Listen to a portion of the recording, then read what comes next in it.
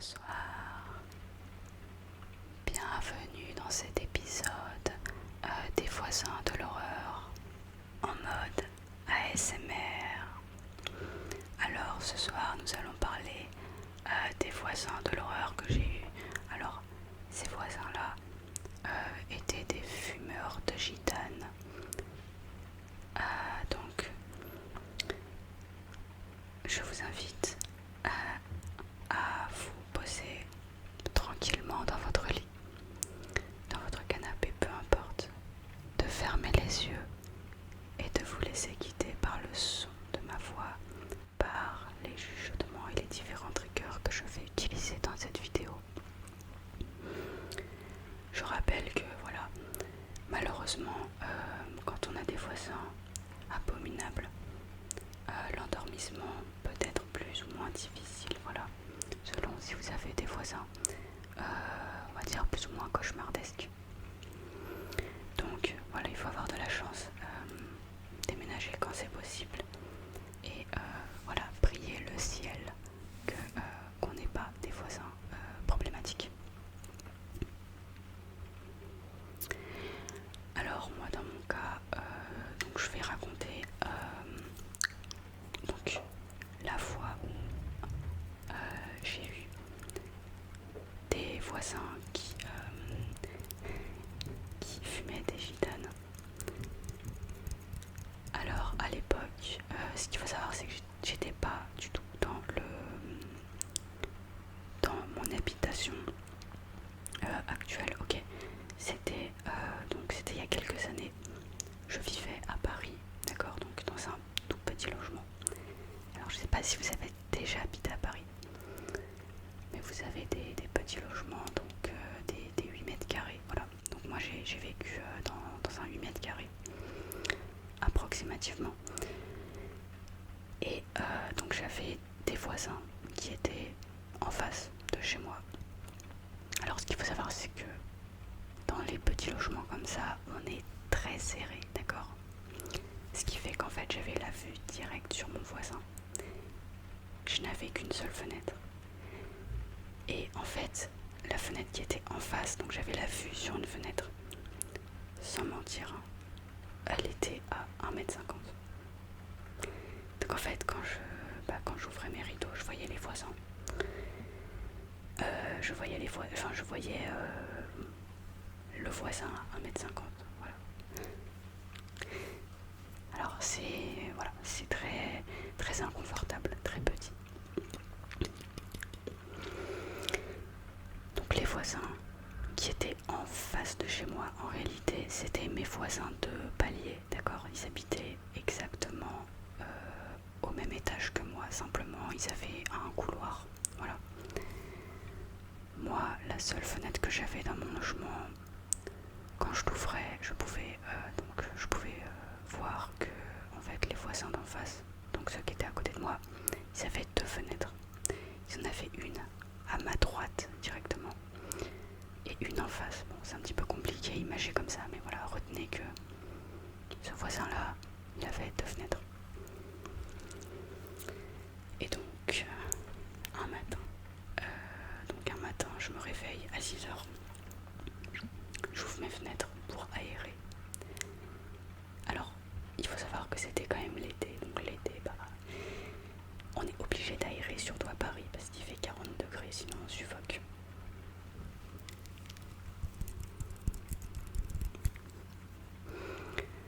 Et là, je sens une odeur nauséabonde. Vraiment, l'une des odeurs de cigarette, vraiment les plus sales que j'ai senties de toute ma vie. Vous savez, ces clopes là, des gitanes. Je sais pas si vous avez déjà senti ça, mais ça pique. En fait, rien que le fait de respirer une bouffée de cette odeur, rien que ça nous fait perdre 10 ans d'espérance de vie. Hein.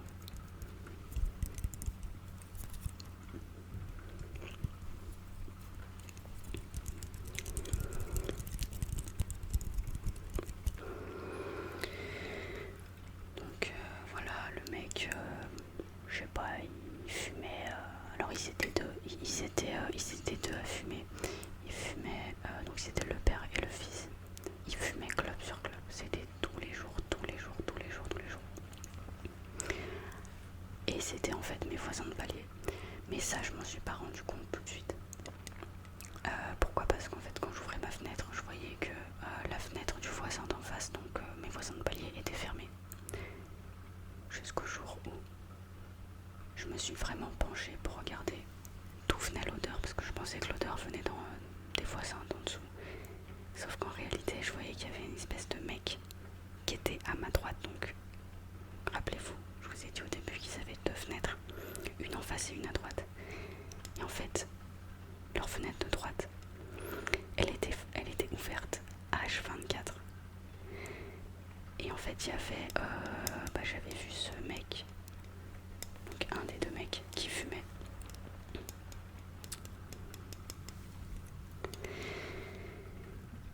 Donc à partir de ce moment-là, en fait, ce qui a été très compliqué, c'est que je savais que l'odeur, elle venait de là. Et en fait, à partir du moment où j'ouvrais ma fenêtre, l'odeur rentrait dans mon appartement, sachant que mon appartement fait 8 mètres carrés. Et en fait, vu qu'à Paris, l'été, il n'y avait pas de vent, l'odeur restait confinée pendant plusieurs minutes, même plusieurs dizaines de minutes, et c'était vraiment abominable. Parce que je ne pouvais pas faire partir l'odeur.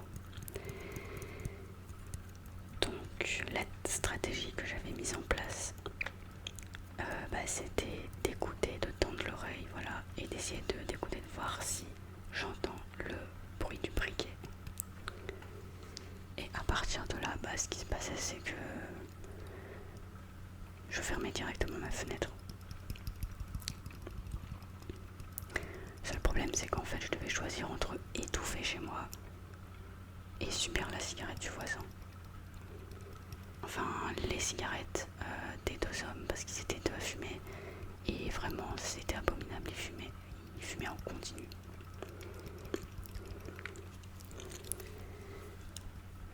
Donc, il y a un moment donné où j'ai fini par toquer chez eux pour leur dire que quand ils fumaient avec la fenêtre ouverte, l'été, je vais vraiment insister sur l'été et pas l'hiver. L'hiver, ils font ce qu'ils veulent. Mais l'été, que voilà, l'odeur rentrait chez moi. Je leur ai dit, mais en fait, vous fumez tout le temps. C'est pas une clope dans la journée, c'est continuel. Ce sont des pompiers, les mecs. Et là, ils se sont énervés. Ils ont dit, ouais, mais non, on fume, ils se sont énervés. J'ai pas compris parce qu'en fait, ce qu'il faut savoir, c'est qu'ils parlaient pas vraiment bien français. Je savais même pas s'ils me comprenaient en fait. Et il y avait aussi une femme, et je me souviens que le mec, il s'était embrouillé avec sa femme par rapport à ça, et sa femme lui avait crié dessus. Voilà, donc je sais pas du tout ce qui s'était dit à ce moment-là. Mais du coup, je leur ai dit, voilà, il y a une cour en bas, vous pouvez fumer en bas. Et du coup, ça n'a rien changé en fait. La seule chose qui a changé, c'est que le mec s'est mis à fumer dans les couloirs à partir de ce moment-là. Et donc en fait, étant donné que il fumait dans les couloirs, l'odeur rentrait sous ma porte. Et du coup, c'est devenu encore pire en fait, parce que des fois, ça m'arrivait d'ouvrir ma porte pour faire enlever l'odeur, parce que quand j'ouvrais ma fenêtre, l'odeur ne partait pas, l'odeur rentrait. Donc du coup, j'ouvrais ma porte. Mais là, je pouvais plus rien faire, je n'avais plus aucune échappatoire parce que je n'avais qu'une seule fenêtre chez moi.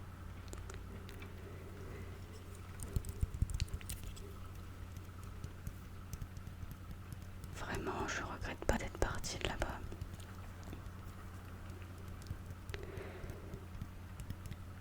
Puis ils étaient assez sales. En fait, ce qui me dérangeait là-dedans, c'est que ils avaient aucune considération envers les voisins, peu importe lesquels. Parce que le mec, enfin les deux mecs, des fois je les voyais fumer et je les voyais cracher, sachant que voilà, on était quand même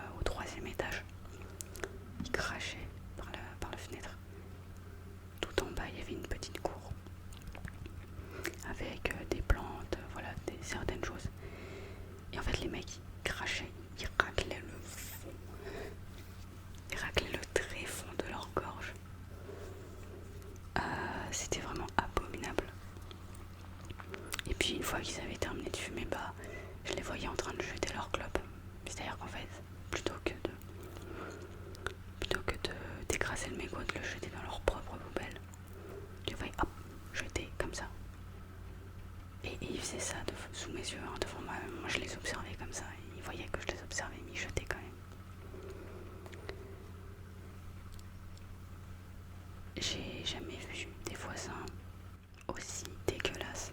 Enfin, si j'en ai déjà eu, mais bon, on va pas en parler dans cet épisode parce qu'après ça sera trop long. Je vous renvoie à l'épisode des voisins grasseux, d'accord, qui sortira prochainement. Mais voilà, donc c'était assez crade à voir. Je voyais aussi très souvent des poubelles qui étaient entassées devant leur porte. Donc le problème de ça, c'est que ils faisaient venir tous les cafards du bâtiment.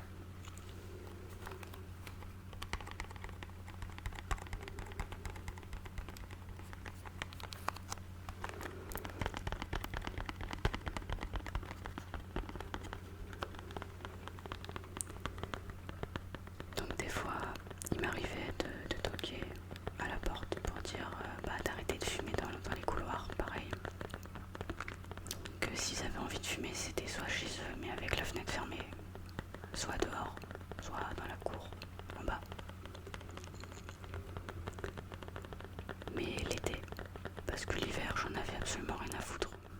Mais l'été, l'odeur, étant donné que voilà, on vit dans un endroit extrêmement confiné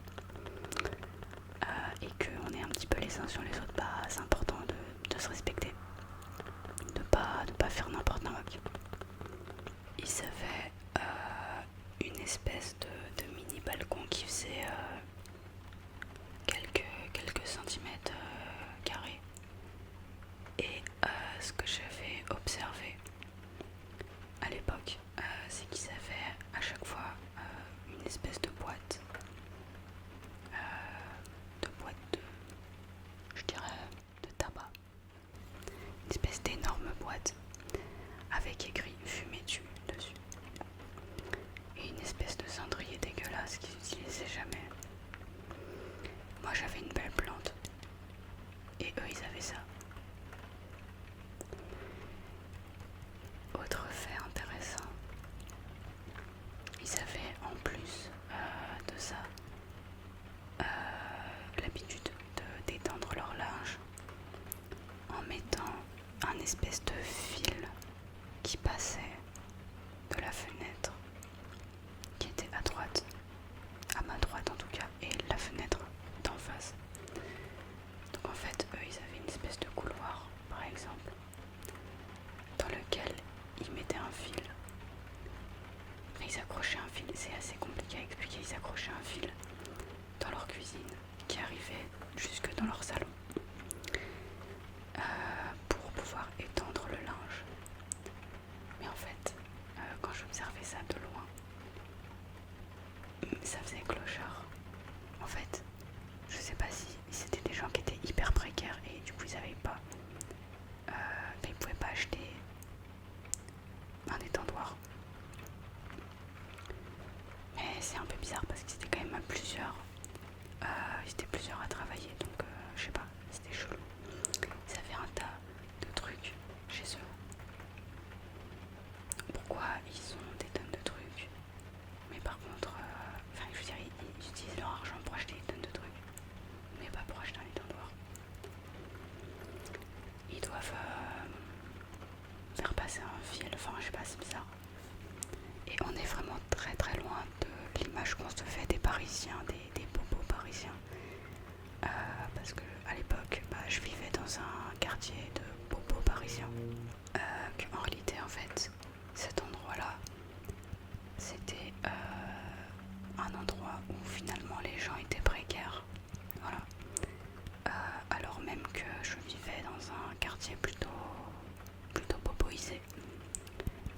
Il y avait des coins comme ça, un petit peu nichés, voilà, où finalement on peut entasser des gens comme ça dans 8 mètres carrés. Après, eux ils vivaient pas dans 8 mètres carrés, hein, ils vivaient dans plus, largement plus. Mais voilà, toujours est-il que c'est toujours un petit peu bizarre quand même de voir ce genre de choses.